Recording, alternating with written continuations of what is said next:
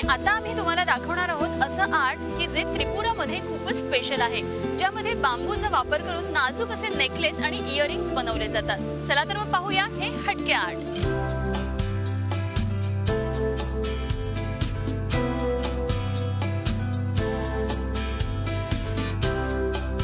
Generally आपण बांबूचं जेव्हा काही वर्क बघतो तेव्हा ते एकतर सोफा सेट असतं किंवा एखादा पॉट असतो किंवा लॅम्प सुद्धा आपण बघितलेले आहे। पण इतकं नाजूक असं काम दाखवणार आहे जे तुम्हाला इथे दिसतंय ते म्हणजे छानपैकी इयरिंग्स आणि नेकलेसेसच्या माध्यमातून तुम्ही हे बघू शकता की किती नाजूक असं काम आहे। इकडे वेगवेगळ्या शेपमध्ये तुम्हाला इथे दिसतंय, अगदी राऊंड शेपपासून ओव्हल शेप इथे तुम्हाला आहेत बघायला मिळतोय।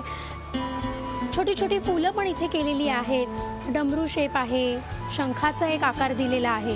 तुम्ही इथे बघाल इतके वेगवेगळे वर्क आहेत। अगदी त्यातलंच तुम्हाला दाखवायचं झालं तर हे बघा किती नाजूक असं हे काम आहे बघा, इतकं सुंदर आणि सिंपल, पण त्याचं कारागिरी जर बघितली तर ती खूपच नाजूक आहे। छान पद्धतीने इथे तुम्हाला बघायला मिळते। तसंच तुम्हाला इकडे आता मी दाखवते ती म्हणजे एक रिंग, किती एकात एक गुंफून त्यांनी छान पद्धतीने अशी ही बांबूच्या साध्या अशा पातळ काडीची अशी बनवलेली आहे, जी इथे घातल्यावर किती मस्त दिसते। अगदी शंखाचा आकार असा येईल तशा पद्धतीने त्यांनी हा नेकलेस केलेला आहे। तुम्ही सिंपल जर एखादी कुर्ती वेअर केली, तुम्ही जीन्सवर कुर्ती वेअर केली किंवा जर पंजाब ड्रेस जरी घातला तरी त्याच्यावर हा नेकलेस खूप सुंदर तुम्हाला गेटअप देऊ शकतो। अगदी लोमते इयरिंग आपण म्हणतो ते आहेतच, त्याचबरोबर असे टॉप्स म्हणून घालणारे असेही त्यांनी हे दिलेले आहेत। आणि विशेष म्हणजे त्याला जो आपण मागे जो आपण त्याला मुळस लावतो ती सुद्धा त्यांनी खास करून बांबूचीच केलेली आहे, तुम्ही इथे बघू शकता।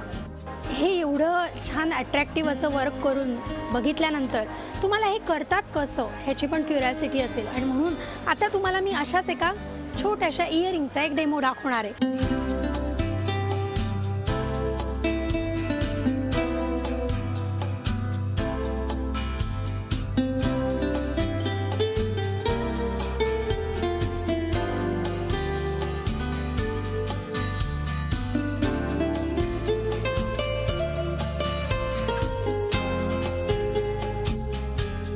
हे बघा, आता तुम्ही जे बघितलं ते किती छान पद्धतीने त्यांनी हे वर्क केलं। तुम्हाला जर बघायचं झालं तर हे इथे त्यांनी जे कानातलं करून ठेवलेलं आहे त्याचंच ही छोटी साईज त्यांनी केली। किती छान एकेकाच्या हातात कला असते आणि त्या कलेतनं किती छान अशा कलाकृती घडतात आणि त्या आपल्यालाच युजफुलही ठरतात।